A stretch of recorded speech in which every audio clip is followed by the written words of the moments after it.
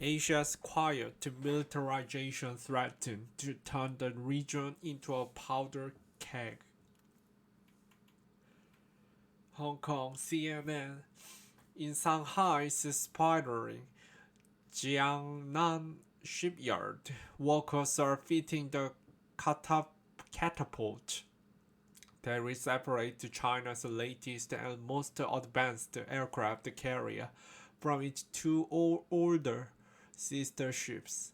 Once launched, the high-tech vessel will be able to propel planes into the sky at the same speed as its US counterpart, another example of Chinese rapid military modernization. It's a trend that is putting the entire region on edge. In recent months, the global attention has been fixed on rising tensions between Taipei and Beijing, but the threat of conflict in Asia stretched far beyond the Taiwan Strait. Across the region, countries are engaged in their own quiet arms race to avoid being left behind. But experts warned that any miscalculation could lead to the conflict in the region already riven by border disputes and old rivalries. In East Asia, Japan and South Korea are rapidly modernizing their militaries in response to threats from China and North Korea, whose leadership is particularly sensitive to signs of military progress nearby. Last month, after South Korea tested a new missile, Pyongyang admonished Seoul for its reckless ambition. Meanwhile, India's increased military investment after clashes with China on their disputed Himalayan border risk inflaming tensions with its longtime rival, Pakistan. Similarly, countries with overlapping territorial claims in the South China Sea may struggle to maintain a diplomatic status quo as Beijing aggressively stakes its claim to strategically valuable shipping lanes.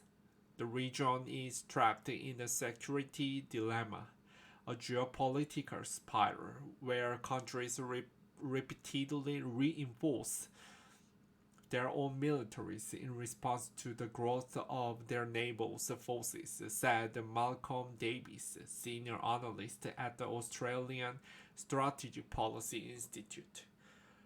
The potential for a major power war is increasing, he said. We are building up to the financial potential crisis.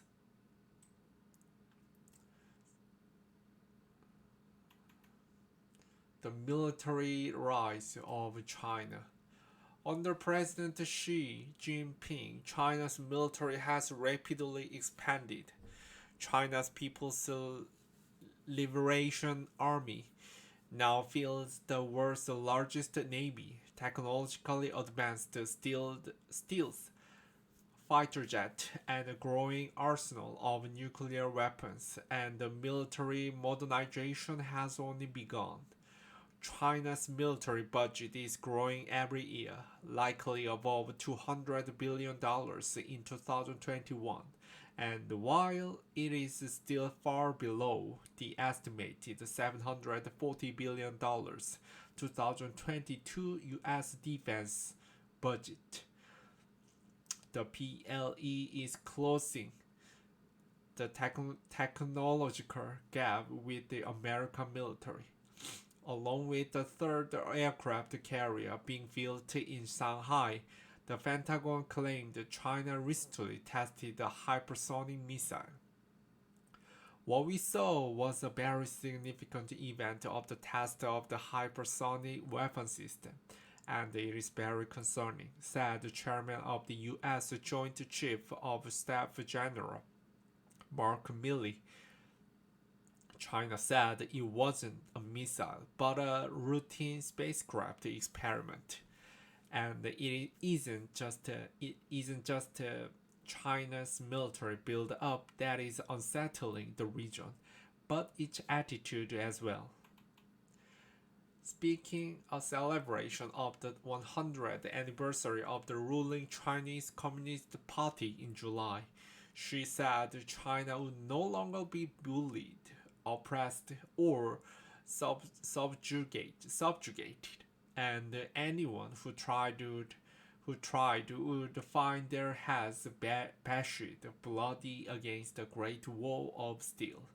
In a virtual meeting with the US President Joe Biden this week, she said China would take resolute measures if separatist forces in Taiwan crossed a red line, according to a Chinese readout of the meeting.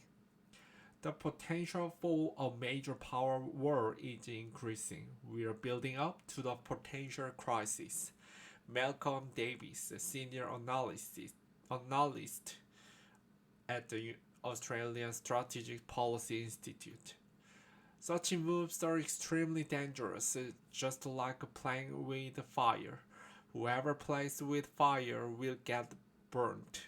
The statement quoted she as saying, over the past few years, a new breed of combative Chinese diplomats, nicknamed Whoop Warriors, have been pushing back hard in press conferences and on social media against any perceived slight toward China. Arzan Tarapur, South Asia research scholar at Stanford University, said Beijing's aggressive posturing and diplomacy under sea was alarming its neighbors. This is not just the brashness of uber warrior diplomacy, but an apparent willingness to press its territorial claims with force, he said. Since the end of the World War II, the US has been a major guarantor of peace and stability in the region, particularly through its close security alliances with Japan, South Korea, and the Philippines. But the threat of a U.S. withdrawal from the region under former U.S. President Donald Trump, combined with its America First policies that saw a country turned inward, undermined the trust in Washington's engagement in the region. Since being elected, Biden has affirmed his commitment to the Indo-Pacific, but the threat of the second Trump administration in 2024 and the chaos that resulted from the U.S. withdrawal in Afghanistan has led American security partners in Asia to beef up their own militaries against any eventuality, Tarapur said. I fear they will always now be a little asterisk when regional countries consider the US that it is not immune from domestic instability or strategic madness, Tarapur said. Taiwan holds a ceremony for advanced F-16V fighter jet. Japan and South Korea build their forces. Two of the countries with the most rapid militarization are those geographically closest to China, Japan and South Korea. Ahead of his election win in October, Japanese Prime Minister Fumio Kishida promised to double the country's military budget as he was re-elected, raising it to 2% of the GOP for the first time since World War II. There is no timeline for the unprecedented increase, but it would allow the Japanese government to quickly expand its forces at the time when Tokyo feels under growing pressure from neighboring North Korea and China.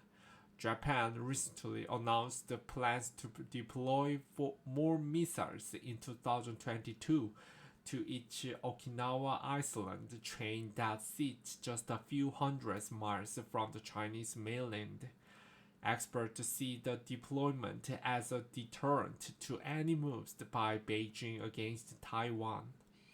It has also expanded its military in recent years with F-35 fighter jet licensed or purchased from the US, along with repurposed aircraft carriers to transport them.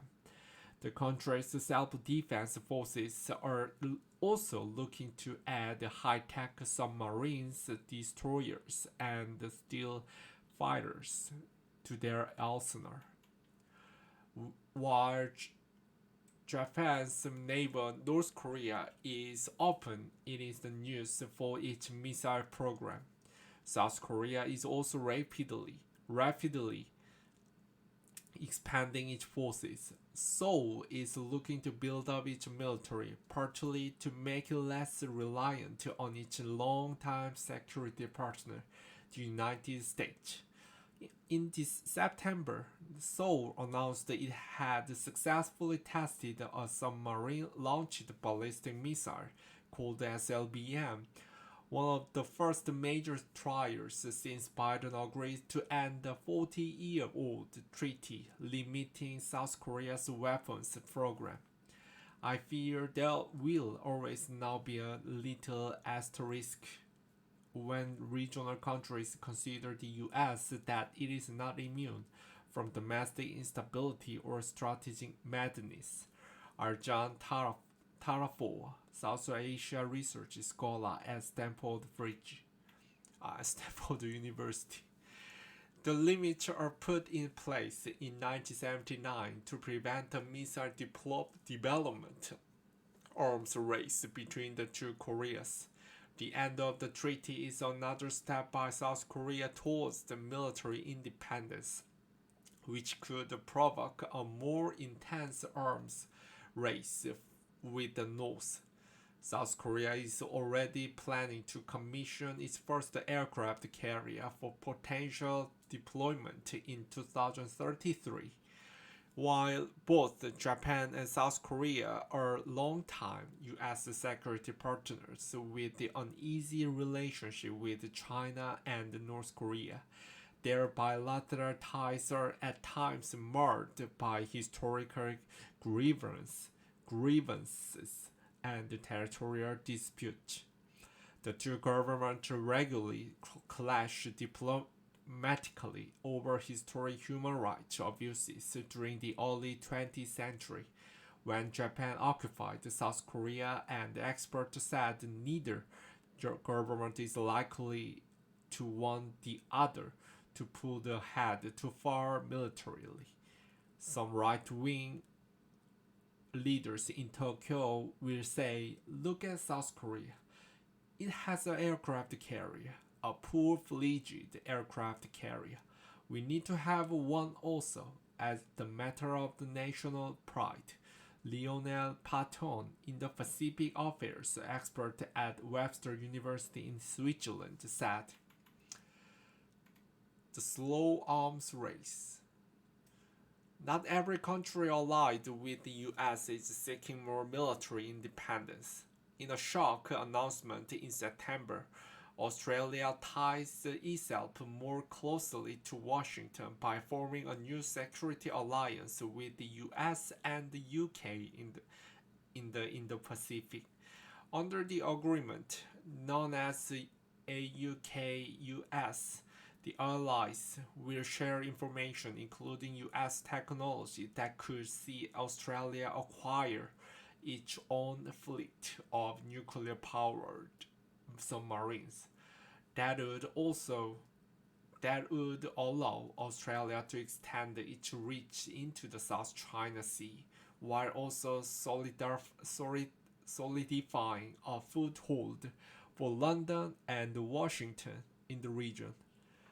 The decision made it clear that Australia was choosing the US over China, shifting the balance of the power in the Asia Pacific. It also unsettled the nations across the Southeast Asia, which are struggling to maintain a cordial relationship with Beijing while protecting their own interests. Both Malaysia and Indonesia publicly voiced their reservations about the UK-US deal, with Jakarta saying it was concerned it could lead to a regional arms race. The US ambassador to Indonesia, Song Kim, said at the time that those concerns were unwarranted. Indonesia itself is in the midst of attempting a major military modernization. President Joko Widodo called for a $125 billion investment in June and has increased military patrols of the South China Sea, where China claims a huge swath of territory that overlapped areas claimed by other nations. But other claiming to the South China Sea, including Philippines and Vietnam, are struggling with their own military buildup, ASPI's Davis said. In July, Vietnam military expert Nguyen the Pulong wrote that the Vietnam's military modernization had effectively ground to the halt due to a budgetary constraint and alleged corruption in the armed forces. And in September, Philippines defense military Delfin Lorenzana blamed the US for refusing to provide high-tech weapons to his country, leaving them with the Vietnam War era cast off. Davis said the traditional stance for ASEAN nations, including Vietnam, Malaysia, the Philippines, and Indonesia, has been to avoid conflict in favor of maintaining the status quo and remaining non-aligned. But he warned any further aggression by Beijing in the South China Sea could push countries to adopt a more militaristic stance. If the Chinese declared an air defense identification zone in the South China Sea, or took additional territories, or started creating additional artificial islands, it could actually then generate the Asian state to actually make that step, he said. Military threats in South Asia. Apart from Taiwan, most experts said the most dangerous military standoff in Asia is border between China and India. As recently as June 2020, dozens of Chinese and Indian soldiers were killed in clashes in the Garwan Valley, on an area claimed as part of the Xinjiang by China and part of Ladakh by India. Since then, multiple unconfirmed reports suggest the troops are being sent to the border by both Beijing and Delhi. India has the third largest military budget in the world, according to the Stockholm International Peace Research Institute, valued at around $72 billion and fields an army of more than 3 million people. It has also been engaged in its own program with the military modernization, purchasing new equipment, including 83 locally made fighter aircraft and 56 of Airbus C-295 transport aircraft. India has a homemade aircraft carrier, the INS Vikrant, in sea trials and is undertaking missile tests to improve its ballistic arsenal. But Stanford's Tarafor said the approach was still piecemeal. The Air Force as a whole is in dire needs of recapitalization, and the Navy is retiring some Marines faster than it is replacing them, he said. But any additional moves by India to beef up its armed forces may be viewed unfavorably by neighboring Pakistan, Tarafor said. The two nuclear powers have had an uneasy peace for decades, with multiple disputes across their land border. Tarafor said it was unlikely India could tailor its military growth in the way which would cause concern in Pakistan, and so it may not attempt to appease Islamabad, Islamabad and carry on regardless. Delhi knows that, short of some unlikely grand political bargain, the specific shape of its military modernization won't mollify Pakistan in any meaningful way, so it may as well do what's needed to meet its pressing military threat, he said. A safer Asia Pacific. The China is showing no signs of halting its military growth, and Beijing has partially attributed that to one major factor, the US. In recent years, the American military has been growing its presence in the Asia Pacific region, including undertaking frequent freedom of navigation operations near Chinese held islands in the South China Sea and sailing vessels through the Taiwan Strait. In July, the US sent more than 2 dozen advanced F-22 stealth fighters to Guam for exercises, while the USS Carl Vinson, the first U.S. Navy aircraft carrier to be equipped with F-35C fighters, undertook drills with Japan's self-defense forces in the South China Sea in September. The Chinese Foreign Ministry has regularly accused Washington of being responsible for the militarization in the Asia Pacific, and as China builds up its forces in response, so too do the country's navals. As a result, there is no end in sight for militarization in the region, and most experts said it will likely speed up, increasing the chance for miscalculation and conflict. Politicians and experts around the region have compared the arms race and the tensions in the Asia Pacific to Europe in the 1930s, shortly before the start of World War II.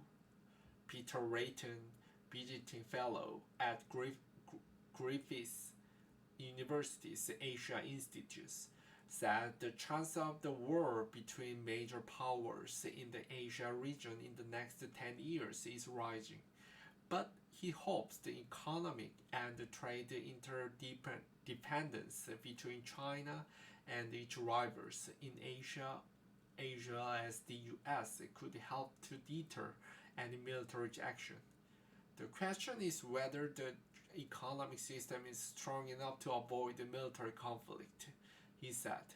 However, Layton said while the economic interdependency might prevent war in Asia, it could spark growing economic coercion across the region, such as the trade restrictions China has leveled at South Australia over the past year. They can use positive or negative sanctions to control most people using the power of money, he said. ASPI Davis said while he expected the arms race in Asia to make the region more dangerous, he doesn't think nations have much of a choice. He believes the Chinese government's aggressive behavior and military modernization will continue no matter how its neighbors react. Even if we didn't respond, they would keep on going, he said. In fact, Terrafor said it is possible that military weakness in and of itself could provoke aggression, while military power may also be frightening to erstwhile aggressors and serve to deter rather than provoke war. The time is coming, Terrafor said, when countries in Asia will have to choose what form of safety is most important to us: the safety of a military deterrent or any protection offered by acquiescing to Beijing's expansion. Arms races are costly. Losing them can be costlier, he said. CNN's Brad Landon and Will Ripley contributed to this report.